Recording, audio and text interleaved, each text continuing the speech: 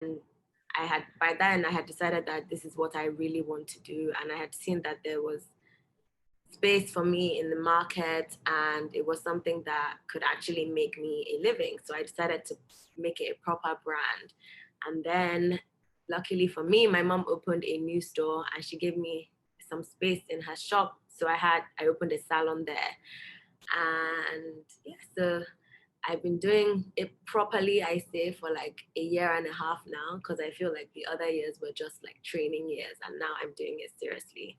And then I started the beauty line in August of this year.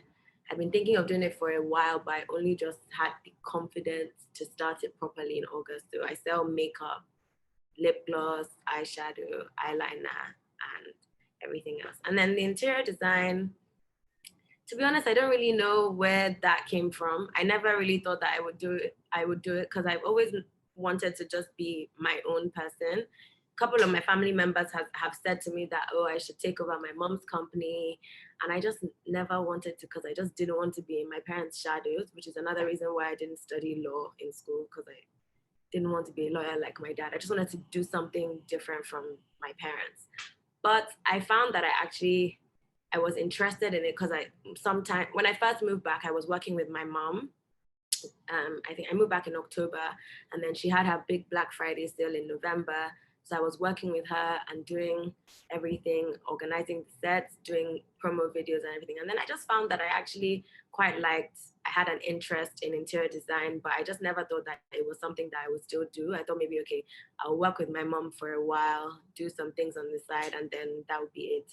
But then my mom brought the opportunity to me, and I thought it would be a good idea, because I feel like I don't really know so many interior designers in Lagos. There are quite a lot, but I know that a lot of them that I know are quite expensive, and they don't all create furniture for people like my age or in my age range. So it's difficult if, like, for example, I want to buy a bed and I'm buying the bed with my money that I'm earning on a salary of, let's say, like 150K, and maybe with small help from my parents, and then I can't buy a bed that's like 600,000 because I don't have the money for that. So I was saying to my mom that it would be good to have a line that was accessible to people who are younger, people who are just getting married, more modern pieces, and just nicer, easier things. Because the way you can go to IKEA in London and pick up furniture is not exactly the way you can pick up furniture here that is affordable. So she was like, yes, that's a good idea. And then that's how Icora came to life. And then my sister and I don't even really know how it started, because I wanted to be a fashion designer when I was 13, but it was just nothing that I like. After a while, I was just like, nah, I'm not going to do it. And I interned with a fashion designer, I think for 3 years, every holiday. But then I was just like, no, I'm not going to do this. But I had made something for myself when I went on holiday with my mom, and I had so many people ask me, where did you get this from? Where did you get this from? Where did you get this from? And I kept telling them, oh, my tailor made it, my tailor made it. And my mommy was like, why would you say that? Why can't you sell it to them? And I was thinking, why do you want me to do something else again? Like, I don't need to sell it. And she was like, no, I think you should. So I was like, no, I was still fighting it. And then I think we made for my mom, and then my sister made for her. She had an event, she made for hers, and then people kept asking us, where is this from? Where is this from? And we're like, okay, you know what? We can make it for you. And it was kind of like, okay, if you want it, we'll just make it for you. And then eventually it turned into a business. And now we've made for quite a few people. We do custom pieces as well. And we're really just starting. So it's like, I think it's been like 2 or 3 months of the business. But that kind of just fell in our lap, really. We didn't really plan in doing that. And it's called Ayora, by the way. Both our names together. Ayomide and Omoehi. Wow. Wow. So Morenike talked about parental influence. I want you to talk about that, because you first of all said, I didn't do law because I don't want to be my parents' shadow. But, you know, you've told us now that, oh, my mom gave me space for hair salon. Oh, you know, she encouraged me this. Oh, she said why. So I want you to talk about parental influence. the positive aspect and the negative aspect? My parents have actually been very supportive of everything that I've wanted to do. I've never really had any problem with my parents not supporting me. I think it's just been me not wanting to be, oh, okay, you're Ifeanyi's daughter, oh, you're Asu's daughter. I just wanted to be my own person. My dad never pushed me to study law. He actually really wanted me to study philosophy, politics, and economics. And I feel like he wanted me to do that because he studied economics and he really loved economics and then he really loved philosophy. But I was just like, I actually don't want to do that. He pushed for a bit, but then afterwards he was like, it's fine. I just want you to, my dad's own was just get a degree that you can fall back on and you can say at least you have a degree, and then whatever you do, just make sure it can sustain you and your life and you don't have to depend on anyone else. So I said, okay. But my mom is like my biggest cheerleader. So anytime I want to do something, even before it even makes sense, my mom is already supporting me. So she's supported me throughout everything, even with like my choices for uni, what I was studying. Because my mom studied accounting and she studied accounting. She worked for a bit and realized that was not what was for her.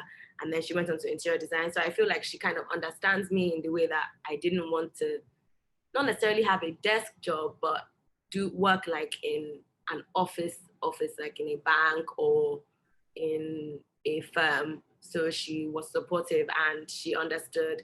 And she started her business quite young. I think started when she was 26 or 27. So she's pretty much like me. So I feel like having my parents support me and push me to do whatever I want to do has really helped me and given me the confidence to try many things. Because I feel like if they didn't necessarily support me, I probably wouldn't be doing anything that I'm doing. And I don't even like asking for a lot of help. I like to do things on my own, but just knowing that I have parents that I can go to ask for help who will always try their best to help me and solve problems that I have, I think it's been really amazing and it's been really helpful. And I feel like if it was any other way, my story may be completely different. And with my salon, for example, I didn't even have to ask my mom for her to give me a space. She literally said, if I get a new building and I have more space, you're going to have this. And I feel like she pushes me to do things that I wouldn't even think of doing because she knows where I can go or what I can do. So I feel like my parents are more confident than me in everything that I'm doing. And they're the ones that are really pushing me to be the best version of myself and to take on everything that I do. Okay, so, we're going to put this video on YouTube. So what if somebody says, oh, my parents, maybe I don't even have parents, one, or my parents are they're not supportive, they wanted me to become a doctor and because I want to do something else, they're not supportive. What would you say? What kind of advice would you give? Because I know you've said that, oh, your parents have been supportive, but just wanting to find out, if you don't have supportive parents, what can you do? I feel like it's very difficult, but one thing I would say is to actually try and talk to them. And I've kind of noticed that with adults, they like to see concrete plans. It's not one thing to just say, oh, I want to do this. But I know with my dad, for example, when I first started, he just did not understand what I was doing. He used to make fun of me.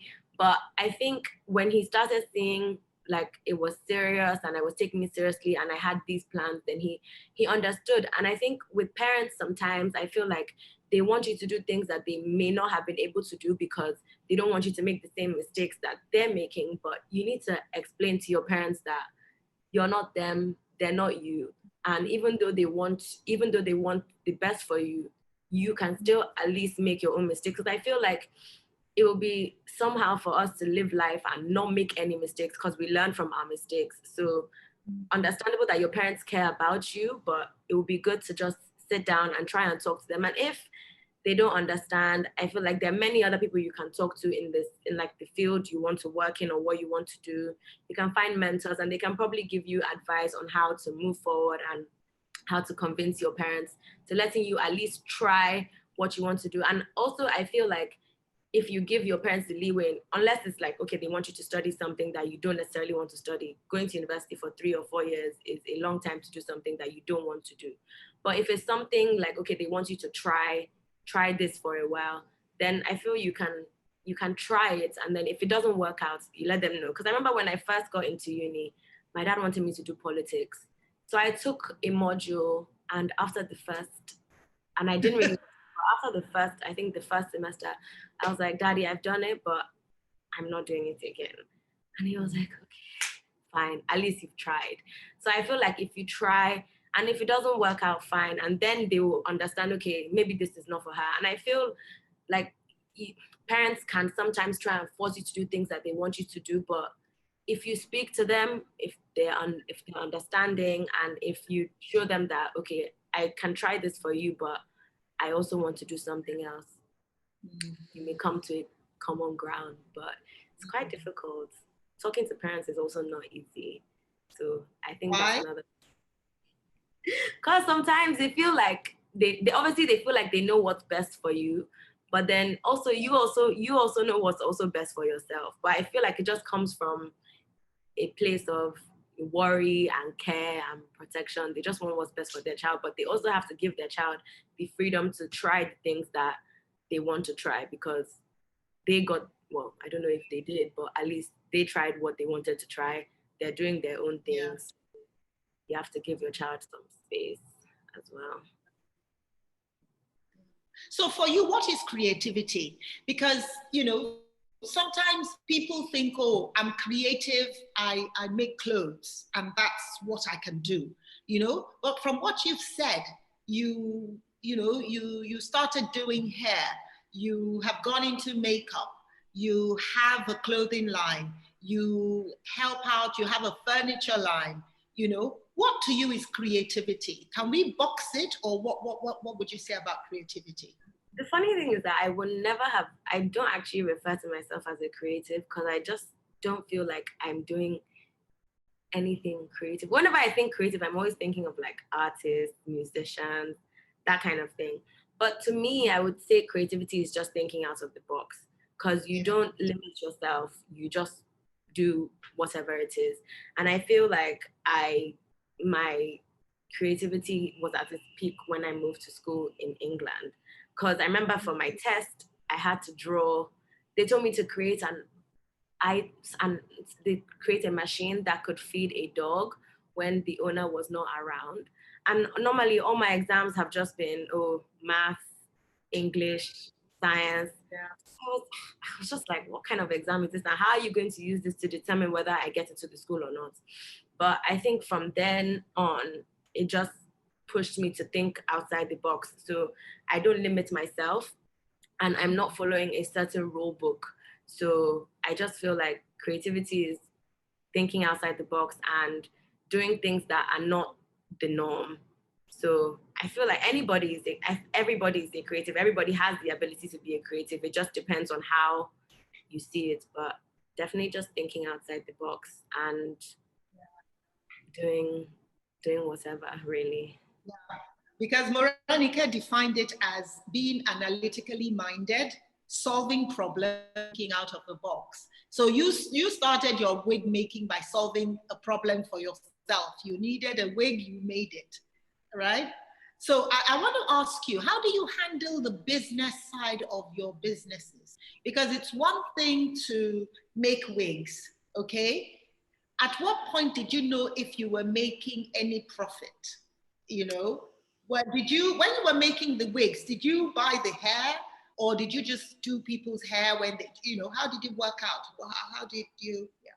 So initially, the first few clients I had, they had their own hair. So they would give me their hair, and then I would charge them a fee. I think it was like £30 to make the wig for them. But with that, I factored in how much, the things that are going to make in a wig cost. So a wig cap, the needle and thread, the wig head, and then the time. And obviously they'll pay for postage or they pick up.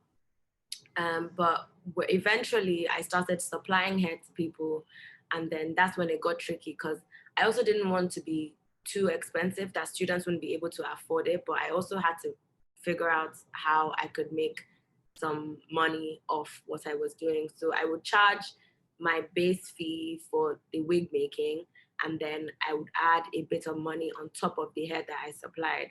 But when I first started, everything was going into my personal bank account. So I didn't even know what was what. And as soon as the money came in, the money went out. So I knew I was making money, but I just never saw it because it will come in maybe on Tuesday, and on Friday I bought something and it's gone. But like, I know that the money came in.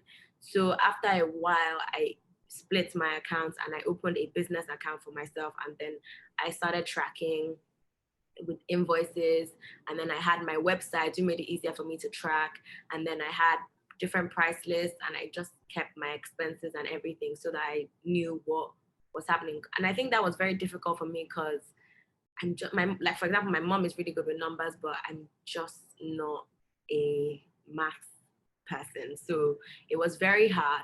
But now, like, I have an accountant that helps me with that. So once my books are in order, she does all the math, and it's easier for me now to see how my money is working and where I'm making profits or losses, and what I need to change, what I need to adjust. And for example, now with the way like the dollar rate is going up and down, I've had to now decide to have my prices only in dollars, just because if I have it in naira, it will affect me because I get my supplies and I pay in dollars. So once I have like a concrete price in dollars, depending on how the rate changes, it doesn't affect me, mostly the people who are paying in naira. So. Well, how did you decide? What happened that you decided to split the bank accounts and all of that? Did something happen, or did you listen to a talk, or did you learn something in school? What happened? I mean, you were happy just spending it, whatever that you could. So what changed? I think I started thinking about my business seriously, and I started saying that, okay, I'm doing something, but I'm not seeing the results. Okay, I'm seeing people wear my wigs. I'm seeing people say, oh, I bought this from Omoehi, I bought this from Mohini, but I'm not actually seeing it reflect. So, and it was difficult for me to determine what was what when I was looking at my account statements. I was like, okay, I genuinely need another bank account. And that was my first step into sorting my accounts out. And I don't think anything influenced me apart from just the fact that I wanted to take it seriously. And I was like, okay, this is not a hobby anymore. It can't just be money coming into my personal bank account. And I've always heard that business and you have to keep your personal life and your business separate. So I was like, okay, why should I have one account for my business when it's not my personal life? So I opened the account. But it was even a personal account because I couldn't open a business account in England, but it was just a separate personal account for my company. So how would you describe your personality? Because let me tell you something, I'm an HR consultant. And what I know is that people's profiles determine who they are. So you find that people who are termed creative, right, they don't like any form of admin. They don't like to put down anything. They just want to do what they want to do. Okay? So how would you describe yourself? Because you say you don't even think you're a creative. And actually looking at it, I don't know whether you are, whether you are not, but how would you describe yourself? And the reason I'm asking how you would describe yourself is that there may be somebody who's listening or somebody who's going to listen later and who doesn't even really know what they want to do and doesn't even know how to, maybe if you describe yourself and then we look at what it is you're doing, somebody might get an insight into, okay, this is what I should be doing. So how would you describe yourself? Is it an exam? Because I actually okay, I will actually describe myself as a go-getter, really. I just think that's what I am. I see what I want and I try everything to get there and to do what I want to do. And I'm one person who will try any and everything. If it fails, it fails. If it succeeds, it succeeds. But I genuinely think I'm a go-getter. And I don't necessarily despise admin, but I've had to learn to like it because I want to be a business, well, because I am running a business or businesses, but I would also say I'm very organized to an extent, which is why I don't know. I'm organized, but which is helpful, but yeah, I think I'm more of a go-getter. I think that's the best word to describe me because there's nothing else I can think of that describes me. Because I'm one person who just likes, I see something, I'm like, oh, okay, this could work. I'll try this. And I've also had to learn that not everything that I think of I can do. So I love giving people ideas. Oh my God, I think you should do this. I think you should do this. I think you should try this. So yeah, I think I'm a go-getter. Okay, fantastic. What drives you? I mean, I know you. Well, one thing I've seen, and again, it correlates with what Morenike said. You like to solve problems. You know, you are a go-getter. You are also a problem solver. Okay, but besides solving the problem, what else drives you? So, two things. You know, I want to know what drives you, and who are your role models besides your mom? She's all our role model. All of us, she's our role model. But, you know, besides your mom, okay, you can tell us about your mom too, if she's one of your role models. She's actually my only role model, to be honest. I don't think there's anybody else that I look up to like my mom, because the reason she is my role model is because I've seen, my mom is really, really smart, and I've seen her and her business from when I was little, and I've seen how she's grown her business, and I've just thought, wow, that is so cool. And so she's really like, so she's my only role model. There's nobody else I look up to really. Yeah. Because I haven't really thought, I haven't think, pardon? So what drives you? So I want you to talk about what drives you, but I still want you to talk about why your mom is your role model. You know, yeah, you've seen her set up a business, you've seen her run her business. What else? You know, what else? So tell us what drives you and what makes your mom such a role model. What drives me? I feel like my fear of failure is what drives me, because I don't mind failing, but I really don't like failing. And the reason I try my best to do everything properly is because I just don't want to fail. And I feel like that's what keeps me on my toes and keeps me wanting more and wanting to try and do everything that I'm doing properly. I feel everyone says that in your younger years, that's the best time to try things because it's the best time to fail, whatever. And I'm like, okay, yes, I've started early, but I don't ever want to reach a stage where like I'm old and everything I've worked for, there's nothing to show for it. Not necessarily like money, but just in terms of like my business, there's like nothing left of it. So I feel like that's the main thing that really drives me. And also just to make a name for myself, because I like I said, I didn't want to be in my parents' shadows. So I want people to know me as Omoehi Igodalo, not anybody's daughter or anybody's niece or anybody's granddaughter.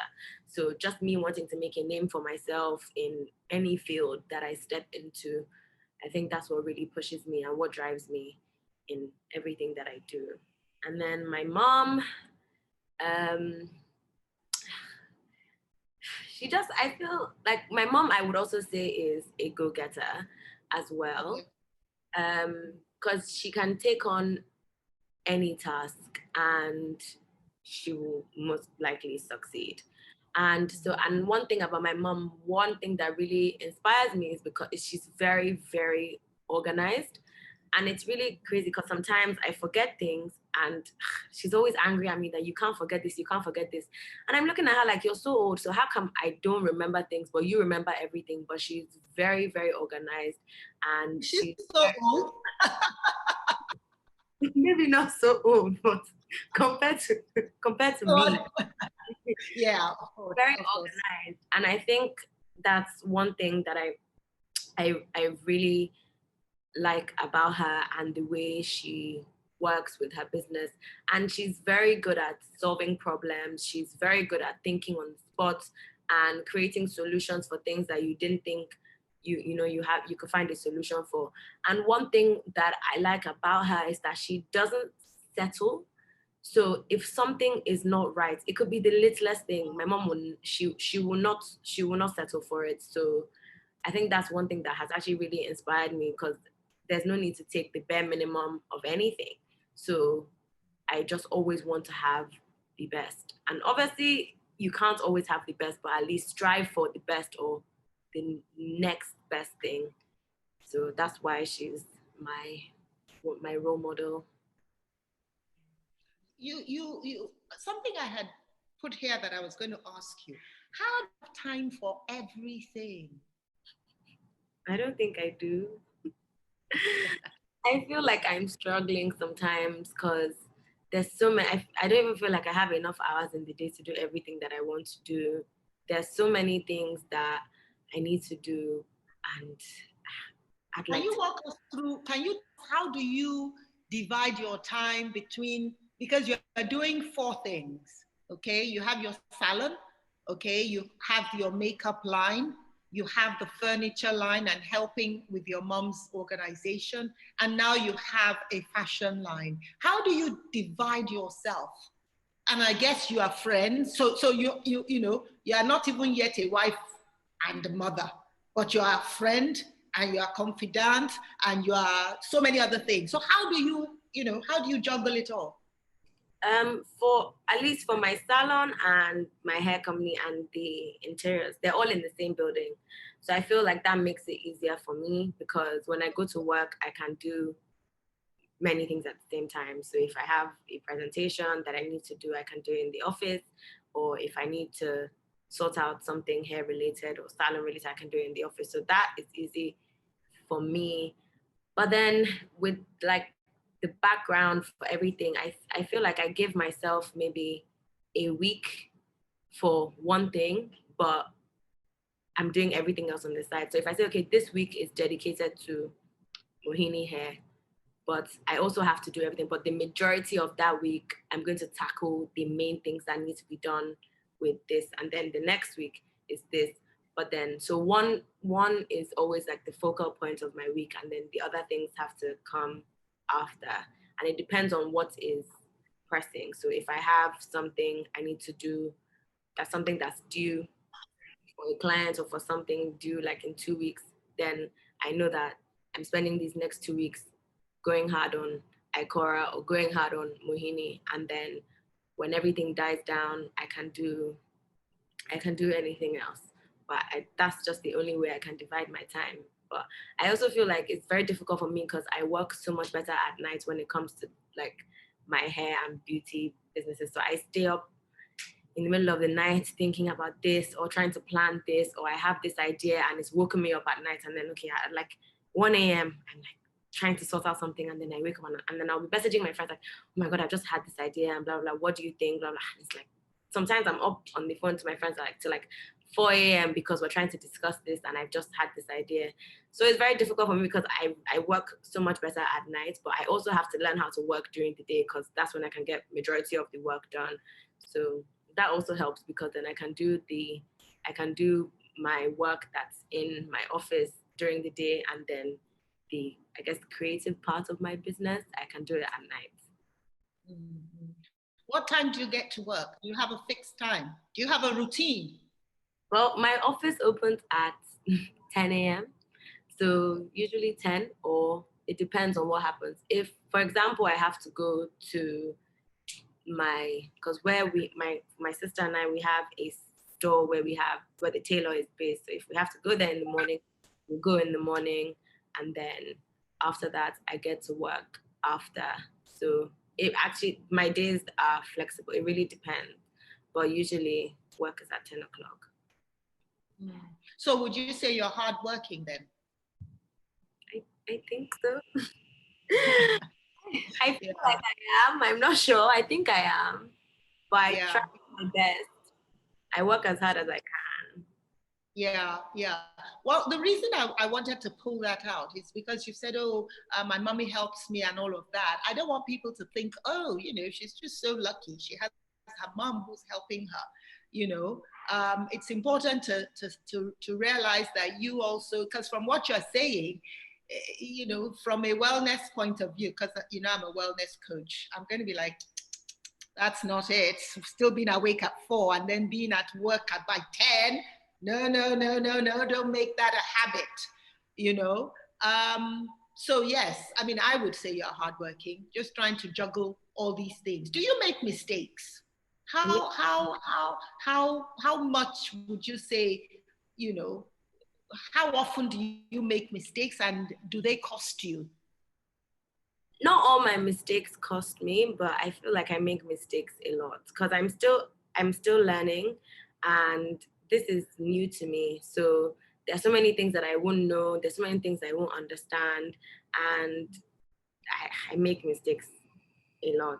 But I used to be very embarrassed when I made mistakes, but now I'm kind of embracing it because everybody makes mistakes, and that's what has been helping me learn in the process and everything. So I haven't really made mistakes that have really, really cost me. Cost, yeah, yeah, yeah. Sometimes they're sometimes they're like a bit worse than others, but yeah, I make mistakes quite a lot. I feel like I make a mistake every other day. Very little thing, but still, it can. Yeah. Okay, before I was going to ask another question, but I just thought, you know, you've gone into sort of what beautifies. So what is beauty? Okay, what is beauty? So I have always wanted to be a lady. I think I should give it up now. I'm 60. I'm never going to be a lady like that, you know. But, you know, what are the things that are important for a lady? You know, what would you say? Because you do hair, you do makeup. What would you say is important? You know, I mean, I almost got a makeup artist come and do me up because I said, I'm going to be speaking to Omoehi. I better be looking, you know. But is that what life is all about? So tell us, what is this thing about beauty? I actually don't think life is all about that. And I really hate the fact that everybody feels like a woman always has to be put together all the time. Because when first, for example, there's so much pressure that's put on women to do so many things. They wear so many hats. So on top of that, you now want us to look put together all the time. So I genuinely don't think that that is what beauty means. I feel beauty is more of who you are as a person, and every other thing like your hair, your makeup is all on the side, and it's all just to enhance the beauty that you already have. I don't think that a lady has to look a certain way or act a certain way or be a certain way to be called a lady. I just feel like being a woman is enough, and beauty to me is just to embrace what you already have, which is why with everything that I do, I don't try to I don't want to alter anybody's appearance. I don't want you to feel like you have to wear too much makeup. Anybody that wants to wear, if you want to wear no makeup at all, fine. If you want to wear a lot of makeup, fine. If you want to wear very little makeup, fine. Like my sister and I are very different. She hardly wears makeup. I wear makeup most of the time because I enjoy it. And I don't feel like you have to do certain things just to be a lady. You do what you like, you do what you enjoy. And I feel like beauty for us is just the time that we have to ourselves. Because for women, we're doing everything for everybody and we don't have time to ourselves. So just the time to embrace it. That's why with my salon, I've tried to make it a calm, comfortable place for people to come and relax and not feel stressed, because that's the time you have to yourself. The time that you're doing your hair, maybe you come with your friends to get your nails done. That's the time that you have to yourself. That's the time that you're embracing your beauty, but not altering your appearance, not changing anything about you, but just making you more confident in the person that you are, really. That's what beauty is to me. I don't believe in anything else. Just. Oh my goodness, I'm about to cry. This is tiny little Omoehi giving us life advice. Okay, so finally, is it too late for me to go into business and become a creative? Is it too late? I mean, is there an age limit, or do you think anybody can start anything at any time? I feel like you can. And the only thing is if like you have the time. I just don't feel like people should limit themselves, or they should be limited by their age or who they are. Because some people wake up and their lives, some people say their life started for them at 40 or 50.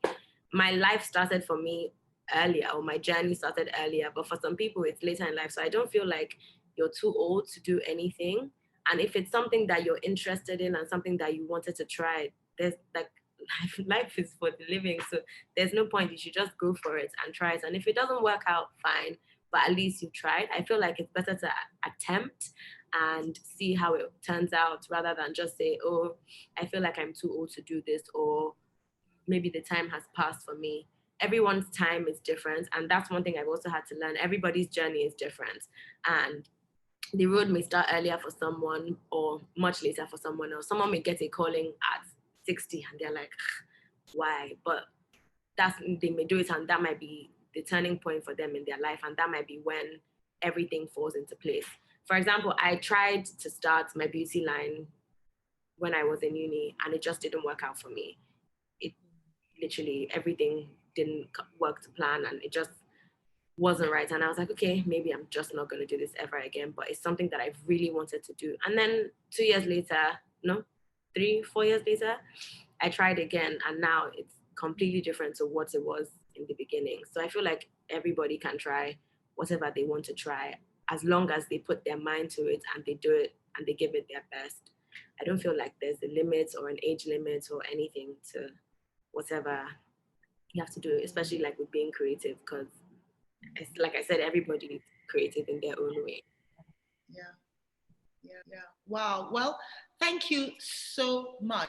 Do you want to leave us with any kind of advice? Something just said to me, Omoehi might have a word of advice for a takeaway. Do I have any advice? I think the only advice I have is for any young person is just to keep going and to persevere and to try their best, because I feel like we have so much ahead of us and we have so many opportunities, and we just need to keep going and try and work as hard as we can and seize the moment and take up space in rooms that we go into. And we shouldn't feel what's the word? We shouldn't feel like we're limited, and we shouldn't feel like we're too young to do whatever it is. I feel like our age, this is best time to try new things. So I feel like everyone should just try their best and just keep going. And there's light at the end of the tunnel, I guess. And also just to make sure that you just worry about yourself and what you're doing, and not try and watch other people's journeys and determine your own journey from someone else's, because you don't actually know what anybody is going through or what anybody is doing. So to also focus on yourself. Hey! Well done. Well done. I'm so proud. I am that proud mama, right? Thank you so much, Omoehi. I don't know. We've had two incredible young ladies. I mean, Omoehi said, oh, I don't have any advice. And then she gives us 10 things that we should go and ponder on. The two young ladies we've spoken to today clearly are amazing ladies, amazing. One thing, well, don't let me say one thing. A few of the things I'm going to take away. First of all, you have to work at anything. You have to be hardworking. Nothing drops in your lap, whether you have a gold spoon, a wooden spoon, whatever spoon, nothing drops. And he says when we talked about creativity, that actually everything is about creativity, which is what was the title of our topic today. Everything is about creativity. We've seen how you must have an analytical mind. You must have a mind that is always questioning. You must have that mind that is always making you think, how can this be better? How can I get out of this box? It says out of box. They both talked about out of box thinking. You know, we cannot stay in the box. And, you know, the opportunities are bound out there, especially in Nigeria, because there's so many things we're not doing. And we don't have to journey through what the rest of the world has journeyed through. We can just piggyback off what they're doing and do our own stuff, you know? solving problems. It's all about solving problems. There's so many problems. Sometimes we throw our hands up and say, oh, there's so many problems, but it's not about the problems. It's about, how do I solve this problem? I am particularly excited because, you know, Omoehi says that it doesn't matter that I'm 120 years old. Actually, sorry, I'm 18. Well, maybe I look like 120 years, but it doesn't matter my age. I can actually start anywhere, you know, and do anything, you know. One idea that they both gave me was networking. And I know that, you know, we have networking associations like WIMBIS, where the women can go and collaborate and network, you know. And maybe I'm going to be speaking to the WIMBIS madams to say, you know, I have an idea. Maybe there's something else. I mean, you're already doing networking anyway, so it's not difficult. I don't know. But networking, because there are people who have what we want, and there are people who can give, you know, who need stuff. And I don't think people are networking enough. So I feel that a lot of the networking these days is between people who are sort of at par. But I think maybe we should look at networking for, I need this, you have this, and we come to network so we can exchange things, not just, you know, rub minds. You know, if we are all looking for the same thing, that's a sort of networking. But if it's a situation where I want to give you what I have, and I want to take what you have for me, that's another kind of networking that I have seen from here. Networking of ideas, networking of even parenting. I mean, Omoehi's mom, she actually has to be a mom to like 2,000 people. You know, how are we going to get that? And I don't want it to be a situation where we're sitting and listening to her talk. We want to sort of be involved with her life. I mean, you can follow her on Instagram. Anyway, it's not about her today. So, oh, I didn't ask Omoehi. Omoehi, are you still on? Don't go off. Yeah, no, I'm here. Where are you? Where are you? Where are you? I can't find you. I want to pin you up. Say something. Hi, I'm here. Oh, okay. I can't find you. I want to pin you up again because I want you to tell us, how do we get in touch with you? You know, how do we get, okay, yeah, I found you. Let me pin you up again. How do we get in touch with you? You can follow me on Instagram. I can put my Instagram account here, or any of my company accounts. I'll just okay. Can you just say it as well? Put it down, but say it as well, because when we put it on YouTube, they may not have access to. So my Instagram accounts, there's Mohini Experience and Mohini Beauty. That's the easiest way to reach me. Or Icora Interiors. I think that's it. Icora Interiors. Yes. So you can reach me on any of those, and I'll put it down here as well. Okay, fantastic. Thanks a lot. All right. I just wanted you to say, because I didn't do that for Morenike, but I messaged her, and she says that Morenike Adewale Sadiq on LinkedIn, and for the Afrotech girls, and I am very interested in the Afrotech girls, at Afrotech, Instagram, Twitter, and all of it. It's just at Afrotech girls, right? So please, let's reach out to them. I have learned a lot today. I'm excited that we're doing this. I hope that these talks will actually help us to shift, you know, inertia and help us to get moving. Thank you very much. We're actually finishing 8 minutes before. That's because, you know, I couldn't contain myself, so I started sort of a little earlier. Thank you very much for coming yet again. It's really been an interesting afternoon. And one thing, you know, I've been saying to some of my older friends, or some of my friends, oh my goodness, I'm their age, that, you know, we're not the only repository of knowledge, that these young ladies actually, or these young people actually have a lot to give us, which is why TTBI sort of focuses more on the younger people, even though from time to time we are going to be getting the older people to come in and talk, because like the two young ladies have said, their parents and their parents' friends influence them a lot.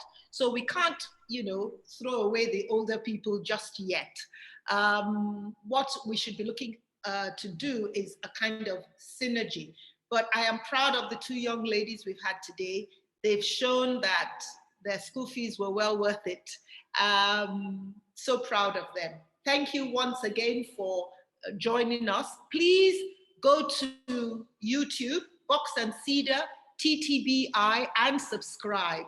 And share some of the videos that are there. We're going to put these videos on there as well shortly in another couple of days. Share those videos just so that people can hear the kind of things that we've heard here today.